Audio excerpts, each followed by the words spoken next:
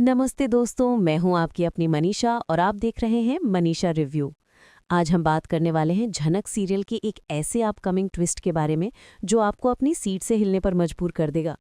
एक ऐसी कहानी जिसमें इमोशन है, ड्रामा है और एक ऐसा सच है जो 25 साल बाद सामने आने वाला है। क्या आप तैयार हैं इस धमाकेदार अपडेट के लिए? तो चलिए शुरू करते हैं।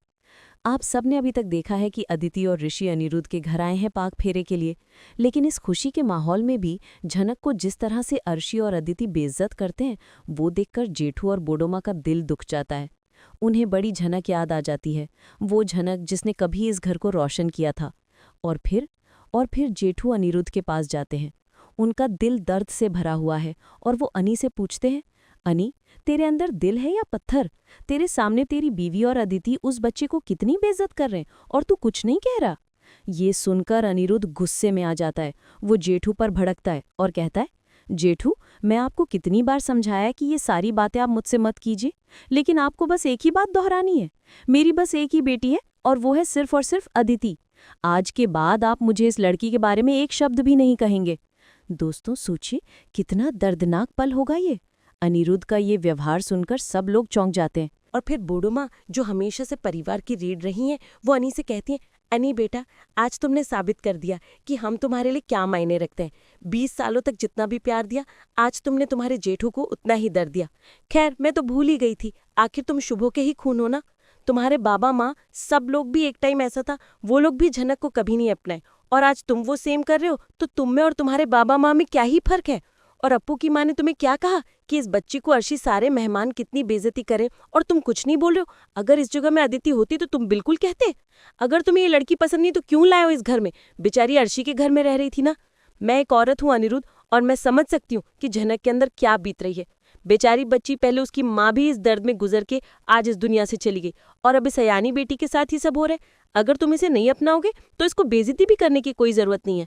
और हाँ अनी, तुम्हारी जेठू और मैं यहाँ से आज जा रहे हैं, और तुमने जिस तरीके से अप्पू के बाबा के साथ बात किया ना बेटा, वो तुम्हें नहीं करना चाहिए था। अर्शी की बातें तो सुन सुन के हमें आदत हो गई, पर आज तुमने तुम्हारे जेठू के साथ आज बहुत गलत किया। दोस्तों, ये सुनकर अनिरुद्ध टूट जाता है। वो फूट फूट कर रोने लगता है और जेठू से माफी मांगता है। कहता है, जेठू मुझे माफ कर दो, पता नहीं गुस्से में आपको क्या कह दिया। तब जेठू से समझाते हुए कहते हैं, अनी बेटा, मैं भी तो वही कह रहा हूँ, गुस्से में आकर कोई भी ऐसा फैसला मत लो जिसकी वजह से बाद में तुम्हें गिल्टी फील हो। और तुम मानो या ना मानो, ये बच्ची तुम्हारे और झनक की ही बेटी है, और एक ना एक दिन तुम इसे जरूर अपनाओगे। ये कहकर वो लोग घर से जाने लगते हैं। तभी अदिति आती है और कहती है, ओ बड़ो, आज आप लोग भी साबित कर दिया कि मैं अब आपके लिए थोड़ी सी भी मायने नहीं रखती हूँ। मेरी शादी क्या हो गई, आप तो मुझे पराया कर दिया, और आज मेरे लिए इतना बड़ा दिन था, उसे ही छोड़ के आप लोग जा रहे हो, वो भी इस लड़की की वजह से। जब से ये लड़कियां हमारी जिंदगी में आई हैं, तब से ही हमारे परिवार, मेरे ससुराल वालों की जिंदगी खराब हो रही है। और आप कहाँ जाओगे? लाल जेठू तो आपसे बात भी नहीं करते। मुझे इतना पता है कि आप मेरे बाबा के माँ बाप हैं, और आपका पूरा हक है इस घर में रहने का। और बाबा की तरफ से मैं माफी मांग रही हूँ, तो प्लीज अब घर। आदिति की ये बातें सुनकर बोडोमा थोड़ी नरम पड़ती हैं। वो अदिति को गले लगाती हैं। हाँ मेरी अंजू रानी। और तब झनक भी आगे आती है और कहती है, हाँ दादी अम्मा, अदिति दीदी सच कह रही हैं। आप मेरे लिए क्यों घर छोड़ के जाएंगे? आपका इस घर के लोगों से, इस घर से जन्म जन्म का रिश्ता है। ये लोग सब आपका परिवार है। मैं कौन हूँ? पर धन्यवाद, आपने मेरे लिए इतना किया।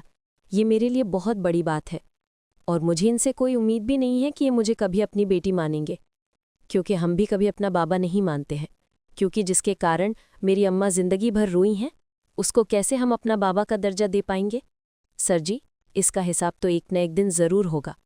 दोस्तों, झनक के ये शब्द सुनकर सब लोग शॉक हो जाते हैं। एक बच्ची जिसके साथ इतना कुछ हुआ, उसके मुंह से ये बातें सुनकर हर कोई हैरान रह जाता है। और तभी हमारे प्यारे छोटन और मीनू की एंट्री होती है।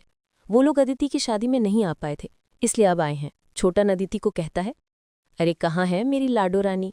आज पहली बार ससुराल से मायके आई है, मैं भी तो देखूं कैसी लग रही है। अदिति थोड़े नखरे दिखाती है। छोटन दादा, आपसे तो मैं नाराज हूं, पर मीनू दादी से नहीं। मीनू से समझाती हैं, अदिति तुम्हें तो पता है बेटा, आजकल काम में इतना बिजी हो गया है कि घर से निकलना ही बंद हो गया है। और तुम भी एक प्रोफेसर हो, मैं भी एक गवर्नमेंट एम्प्लॉय हूं, तो छुट्टी मिलना तो बहुत मुश्किल है, जैसे कि हमारे ऋषि की तरह। मुझे पूरा यकीन है शादी के मंडप में भी ऋषि को कॉल आया होगा, है ना ऋषि? मैं ठीक कह रही हूं ना? ऋषि भी मुस्कुराकर कहता है, हाँ छोटी गर्लफ्रेंड, आप बिल्कुल सही कहा। सब लोग एक दूसरे से मिलते हैं, खुशियां मनाते हैं। मीनू अर्शी के पास भी जाती है और कहती है, सॉरी अर्शी, तुम्हें अकेले सब हैंडल करना पड़ा। अर्शी तपाक से जवाब देती है, हाँ मीनू, अकेले नहीं करेंगे तो किसको बुलाएंगे? रिश्तेदार तो बस खाने के लिए आते हैं। अर्शी की ये बात सुनकर मीनू को गुस्सा आता है, लेकिन बोडोमा बीच में आती हैं और माहौल को हल्का करती हैं। वो कहती हैं, चिन्नू को भी साथ लाते, अब तो बड़ा हो गया होगा, अपनी बोठों को याद करता भी है या नहीं? तब जेठू कहते हैं, बेचारा याद करेगा भी कैसे, जिसके साथ हमने रहा ही कितना जो याद करेगा। जिसके साथ हमने जिंदगी बिताया वो सब आजकल धीरे धीरे भूल रहे हैं। वो तो अब बच्चा है। दोस्तों, आपको बता दें, चिन्नू, छोटन और मीनू, ये सब होने के बाद कहानी में आता है एक और धमाकेदार ट्विस्ट। अगली सुबह जब छोटन बाहर हॉल में आते हैं तो झनक अकेले किचन में काम कर रही होती हैं और अचानक छोटन को बड़ी झनक का चेहरा दिखता है। वो शॉक हो जाता है और कहता है, अरे अचानक इस लड़की को देखकर तो मुझे झनक का चेहरा मेरे सामने आ गया। पता नहीं मेरी झनक कैसी है, काश जहां भी है खुश रहे। 25 साल हो गया पर झनक को मैंने आज तक भूल नहीं पाया। ये कहकर वो इमोशनल हो जाता है। फिर वो जेठू के पास जाता है और उनके सामने बैठ के गले लगाता है। कहता है, दादा देखो ना, एक टाइम ऐसा था, हमारा घर छोटा था, तब भी हम लोग एक साथ बैठकर खाना खाते थे, चाय पीते थे, और भले ही कड़वी बातें क्यों ना हो, सब लोग साथ में बैठकर बातें करते थे। लेकिन आज अनी ने इतना बड़ा घर बनाया है, लेकिन बिल्कुल सुनसान है। आप बोर नहीं होते क्या? जेठू कहते हैं, हैं छोटन, अब तो मेरा उम्र बढ़ता जा रहा है, अब क्या शौक है जो बोर होऊंगा? छोटन चिंतित होकर पूछता है, क्या हुआ दादा, आप ठीक हो ना? मैं जब से यहाँ हूँ आप उदास लग रहे हो। तबीयत तो ठीक है ना? चलो नहीं तो मैं हॉस्पिटल लेकर जाता हूँ। तभी बोड़ो माँ भी आती हैं और कहती है, अरे वाह, सालों बाद, कितने दिनों बाद भाई भाई एक साथ सुबह सुबह बात कर रहे हो। छोटन पूछता है, बोड़ो भोजी क्या हुआ, दादा की तबीयत ठीक नहीं है क्या? बोड़ो माँ कहती हैं, छोटन, अभी हमारी उम्र बढ़ रही है, थोड़ा बहुत तो दर्द होगा ना, लेकिन हमें अनी दर्द होने ही नहीं देता है। और फिर यहीं से झनक आती है और कहती है, दादी अम्मा नाश्ते में क्या बनाऊं? वो अदिति दीदी के अम्मा और बाबा अभी तक नहीं उठे हैं, तो आपके लिए क्या बनाऊं? बॉडो माँ कहती हैं, बेटा आज तुम रेस्ट कर लो और जा थोड़ा पढ़ाई भी कर लो, तुम्हारा एग्जाम सामने आ रहा है ना। आज मैं मेरे देवरानी और देवर के लिए खाना बनाऊंगी। पता नहीं, मुझे भी याद नहीं है कि लास्ट टाइम मैंने कब इन लोगों को खाना बना के खिलाया था। मीनू भी आती है और कहती है, सच में बॉडो भाजी, हमें भी याद नहीं है, लेकिन आज तो मैं पूरा खाना खाऊंगी भी और आपके चिंटू के लिए लेके जाऊंगी भी। जेठू कहते हैं, क्या हुआ मीनू, तुम लोग आज ही जा रहे हो? हाँ छोटन, 1-2 दिन का छुट्टी ले लेते ना, कभी फैमिली के पास भी टाइम स्पेंड हो जाता। तब मीनू कहती है, बॉडोदा आपको तो पता है अभी दशहरा का छुट्टी था, इसलिए हम आए थे, और छोटन और हमने मिलकर डिसाइड किया है चिंटू को फॉरेन भेजने के लिए, हाई स्टडी के लिए। आपको तो पता है इंडिया में आजकल कितना कुछ हो रहा है। बॉडो माँ थोड़ी चिंतित होकर कहती हैं, मीनू वो तो अब छोटा है, अभी से वो तुम दोनों के बाहर कैसे रह पाएगा? छोटन भी कहते हैं, पर दादा वो बाहर जाएगा तो उसे हाई स्टडी के लिए आसान होगा। उसके थोड़ी देर बाद सब लोग नीचे आते हैं नाश्ता वगैरह करने के लिए। तभी अर्शी आती है और कहती है, ए झनक, मेरे लिए कॉफी लाओ। तो बॉडो माँ कहती हैं, अर्शी आज नाश्ता मैंने बनाया है। वो बच्ची थक गई थी और उसके एग्जाम के पास में आ रहा है ना, इसलिए थोड़ा पढ़ाई करने के लिए अपने कमरे में है। बैठो, मैं तुम्हें कॉफी देती हूँ। तब अनिरुद्ध भी कहता है, बॉडो माँ, हाँ आपने ठीक किया, अर्शी उसे काम ज्यादा मत कराओ उसकी। यहीं पर छोटन की नज़र झनक पर पड़ती है और वो अनिरुद्ध से पूछता है, तुम्हें बहुत चिंता है नी? तुम्हारे घर के नौकरानी के बावजूद इतने सारे लोग तो हैं, फिर भी तुमने और एक हाउस हेल्प क्यों रखा, वो भी एक बच्ची को? वैसे ये कौन से गांव की है? अनिरुद्ध कहता है, ऐसा कुछ नहीं छोटन, इंसान की मदद करना तो अच्छा काम ही होता है ना, और इसे मैंने नहीं लाया है। ये लड़की तो ऋषि के घर में थी, काम करने आई थी, तो हमने सोचा अदिति तो अब उस घर में चली गई है, तो ये घर बहुत सूना सूना लग रहा था, इसलिए हमने अदिति दीदी के ससुराल वालों से बात किया कि ये लड़की हमारे घर में रह सकती है क्या, और इसने गांव में पढ़ाई किया है और फार्मेसी करने के लिए शहर में पढ़ाई करना चाहती है, और इसलिए हमने यहाँ रखा। छोटन थोड़ा शंका में पूछता है, पर उसकी माँ बापा को कोई ऐतराज़ नहीं है? एक जवान बेटी इसी तरह लोगों की ठोकर खा के रह रही है, और वैसे इसकी गांव कौन सा है? अनिरुद्ध कहता है, छोटन वो सिमुल बोनी है। छोटन का चेहरा एक पल के लिए बदलता है। ओह, सिमुल बोनी, जहाँ झनक पैदा हुई थी, तो ये झनक को जानती होगी? कभी पूछा है क्या झनक के बारे में?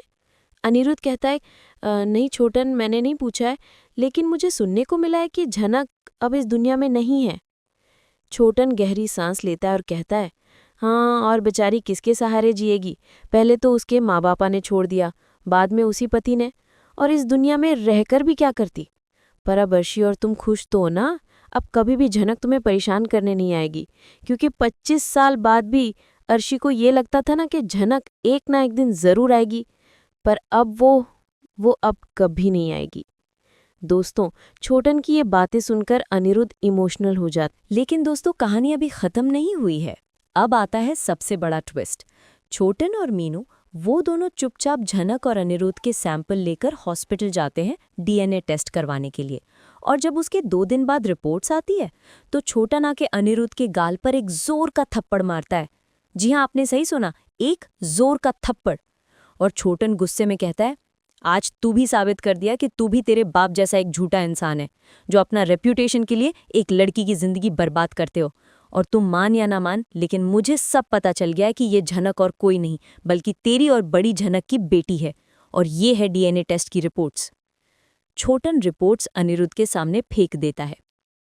वो आगे कहता है, जब मैं कुछ नहीं करता था ना अनी, तब तू मेरा बहुत साथ दिया। तब तू तेरे इस गरीब छोटन को हर एक बात बोलता था। आज बड़ा आदमी बन गया तो तू भी तेरे बाबा के जैसे एटीट्यूड में आ गया। पर मेरी बात सुन, ये पैसा, ये दौलत, ये इंसान के आगे कुछ नहीं है। और आज जो तू पूरी दुनिया के सामने इस बच्ची को अपनाने से इनकार कर रहा है ना, एक दिन आएगा ये लड़की ही तेरी भविष्य का दीवार बनेगी।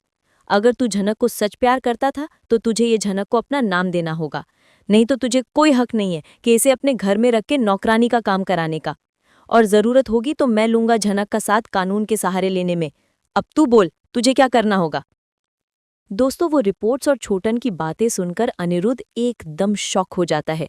उसकी आंखों में आंसू आ जाते हैं, वो फूट फूट के रोने लगता है। और फिर वो झनक। तो दोस्तों, आपको क्या लगता है, छोटन ने दोनों बाप बेटी को मिलाकर सही किया या गलत? जब अदिति को पता चलेगा कि झनक सच में अनिरुद्ध की ही बेटी है, तो क्या अदिति को झनक को अपनाएगी, फिर अनिरुद्ध को नफरत करेगी? और अब ऋषि क्या करेगा?